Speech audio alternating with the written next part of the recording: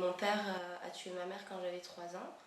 Donc j'ai été élevée par ma grand-mère de mes 3 ans à mes 15 ans. À 15 ans, mon père est sorti de prison et de là j'ai fait une fugue parce que j'ai pas supporté qu'il veuille contrôler ma vie. Donc voilà, je suis arrivée au foyer de l'enfance et voilà. De ces 0 à 3 ans, je me rappelle, j'ai aucun souvenir à moi. Après j'ai des récits de ma grand-mère, comme quoi j'étais pas très bien traitée, comme quoi j'étais enfermée dans ma chambre tout le temps, je pouvais faire n'importe quoi, dessiner sur les murs. J'avais des livres porno entre 0 et 3 ans dans ma chambre. J'étais destinée à la prostitution par le côté de ma mère. C'était un peu la mafia, donc voilà. Et après, non, j'ai pas trop de souvenirs, à part avoir été très très délaissée, avoir même été oubliée dehors devant la porte, avec mon cousin qui avait 2-3 ans de plus que moi. Donc je pleurais, j'étais dans la rue, je tapais à la porte, il n'y avait personne. Et voilà, après, non, j'ai pas plus de souvenirs que ça. À 3 ans, 3 ans et demi, j'ai été placée à la DAS. J'y suis restée quelques semaines, pas beaucoup, vu que ma grand-mère paternelle m'a prise de suite. Donc voilà. Après, j'ai été directement chez elle. Ça s'est passé dans l'appartement où ils habitaient, eux, les deux. Et moi, alors, j'ai le souvenir d'y être. Tout le monde me dit que non. Et dernièrement, ma tante m'a dit c'est pas impossible. Donc j'ai l'impression qu'il y a une évolution. Mais elle m'a dit oui, c'est pas impossible, alors que je lui dis toujours je suis rentrée, j'ai entendu du bruit, je pense que c'est pour ça que je suis rentrée. Et là, j'ai vu ma mère par terre dans la cuisine. Et elle faisait des crêpes. C'est un souvenir que j'ai qu'elle faisait des crêpes. Et tout le monde me dit non. Mais je me rappelle pas de grand chose, quoi. Juste qu'elle était par terre et qu'il y a mon père qui m'a attrapée, qui m'a pris. Et comme j'étais torse contre torse, j'étais petite et j'ai vu en partant, quoi.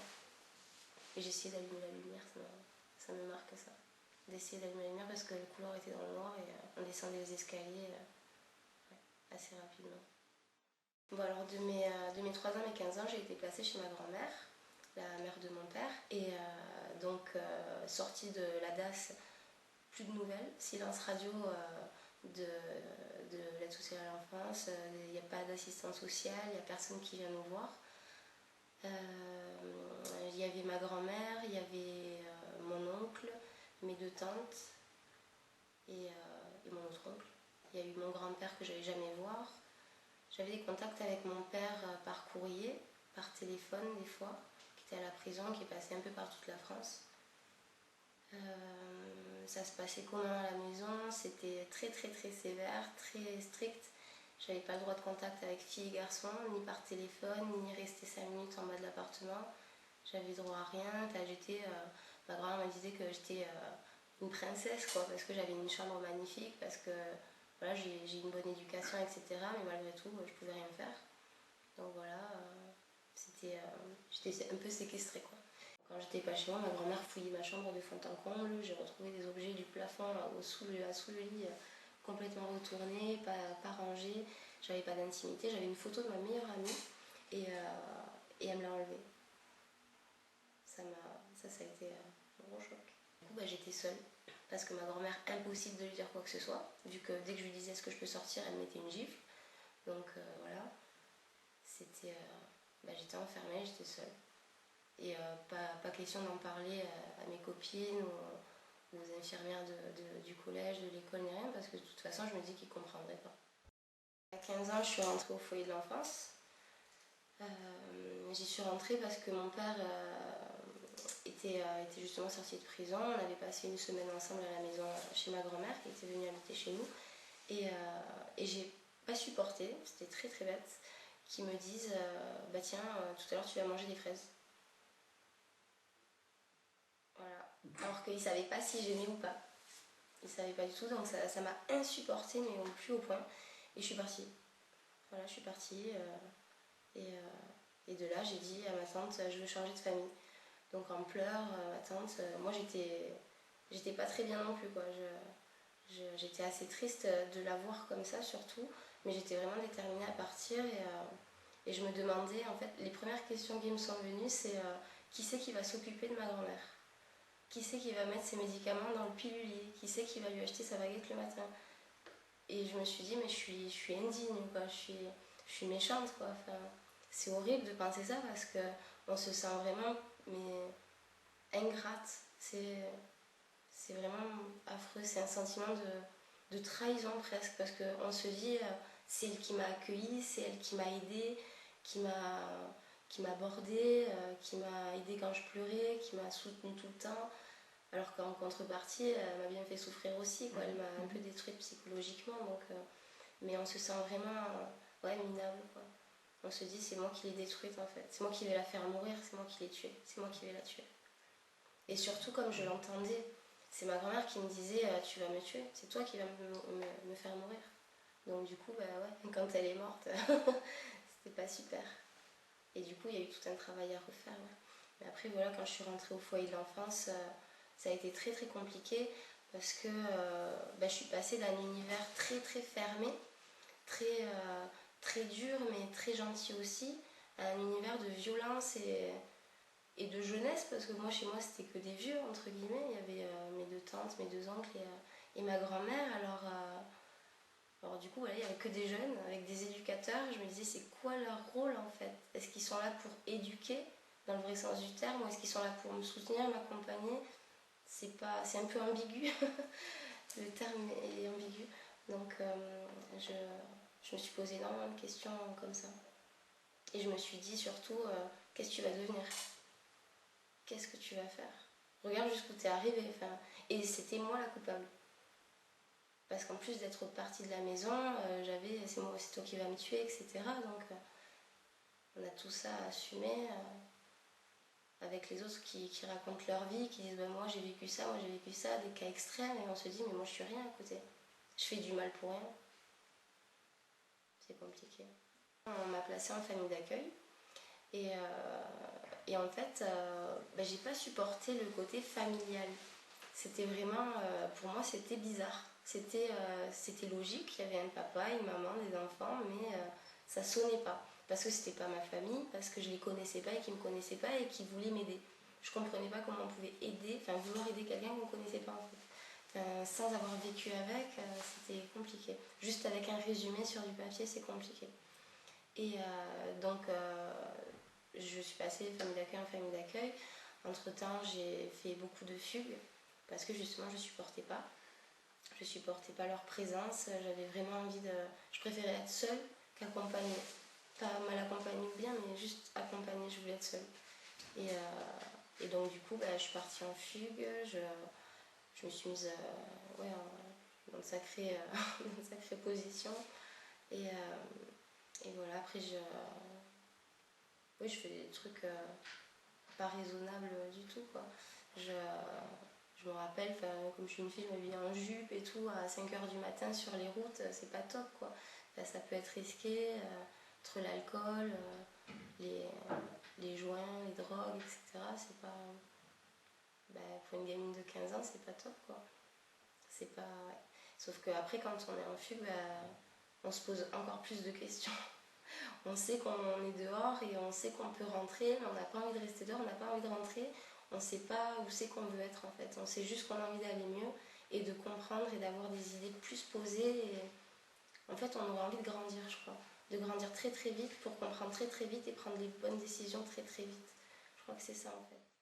Et mes envies de sortir, j'arrivais pas à rester 1 heure dans mon appartement. J'étais... ou en famille d'accueil ou quoi, mais j'étais en bas, sur les marches extérieures, en bas de l'appartement, j'étais toujours en bas, jusqu'à ce que je tombe de fatigue, j'étais en bas.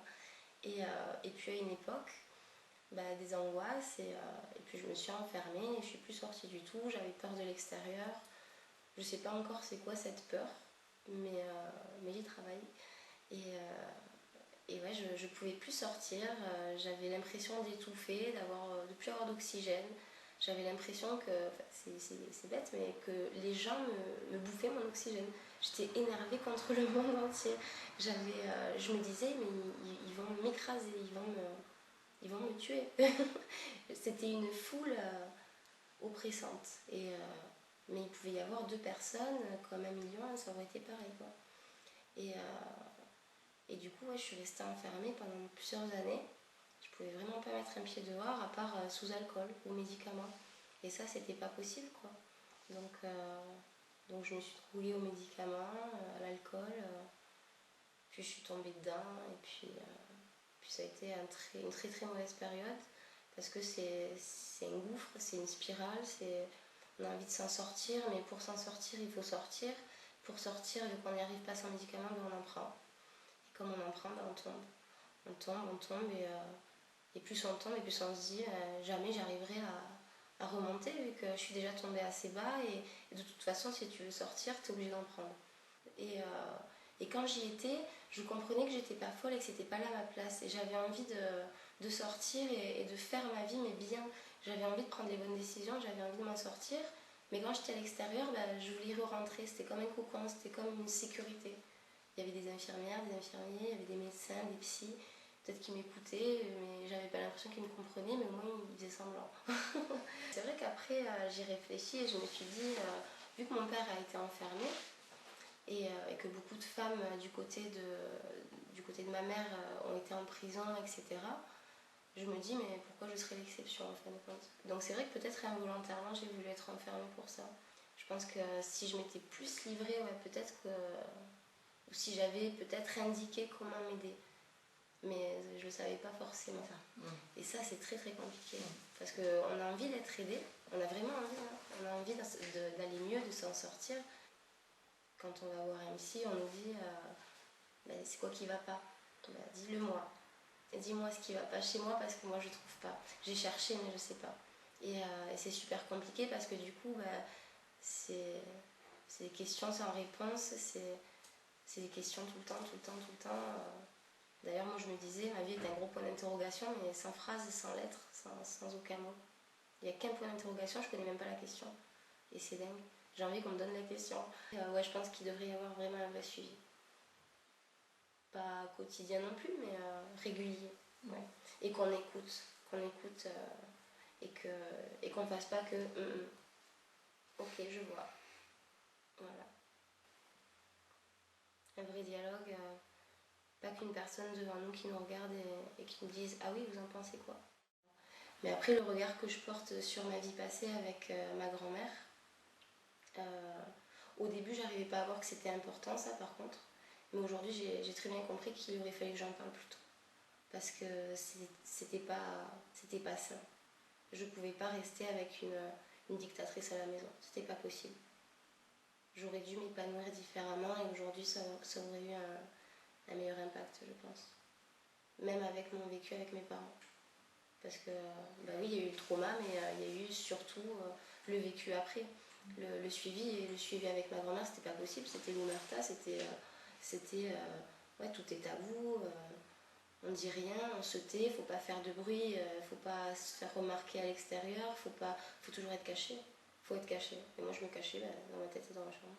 Donc du coup, forcément, je pense que les angoisses que j'ai eues après résultent de ça, parce que du coup, je pense que j'ai pas compris où être, soit dedans, soit dehors. Je savais pas, donc je pense que je suis allée dans les extrêmes pour ça. Aujourd'hui, plus de contact avec mon père. Non, plus de contact du tout. De toute façon, j'ai pas forcément envie d'en avoir. Peut-être que quand il aura 80 ans, je me dirai tiens, on va lui faire un coucou. Mais pas là, non. Je lui en veux d'avoir gâché ma vie, mais c'est pour ça que je disais, je comprends pas encore tout à fait, mais je lui en veux d'avoir gâché ma vie, mais pas en tuant ma mère. Je lui en veux d'avoir gâché tout ça, tout ce pan de ma vie à cause de son erreur qui m'a obligée à passer par là, à rester avec ma grand-mère, à subir tout ça, quoi. Toute cette pression, tout cet enfermement, toute cette tension qu'il y avait au quotidien, ce quotidien, quoi, cette vie. J'aurais dû en avoir une autre. J'arrive pas à en vouloir à mon père, mais cette haine que j'ai, je la reporte sur ma grand-mère. Donc peut-être que quand j'aurai compris que c'est pas ma grand-mère, mais à cause de mon père, je pense que la colère s'inversera. Je suis sortie de l'association, je suis sortie de tout ce système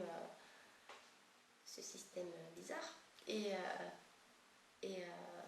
puis j'ai l'impression de remonter la pente doucement, j'ai l'impression d'en sortir à mon rythme. Et puis ouais, j'ai rencontré mon copain, donc oui, ça joue énormément, vu que c'est une personne, quand on aime quelqu'un, ben, on lui fait confiance, on l'écoute et on a quand même son cerveau, on analyse aussi, on n'est pas con. Et puis ouais,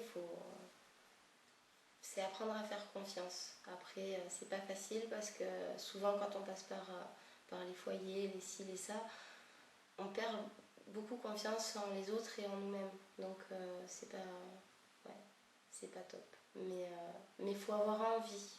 Donc voilà, moi j'ai eu envie, j'ai toujours eu envie de m'en sortir. Après c'est vrai que je savais pas comment faire, mais j'ai essayé. Et puis bah, j'y arrive, hein. J'ai compris que je pouvais y arriver, donc c'est déjà bien. J'ai pas plus rien à perdre, ouais, j'ai retrouvé l'envie.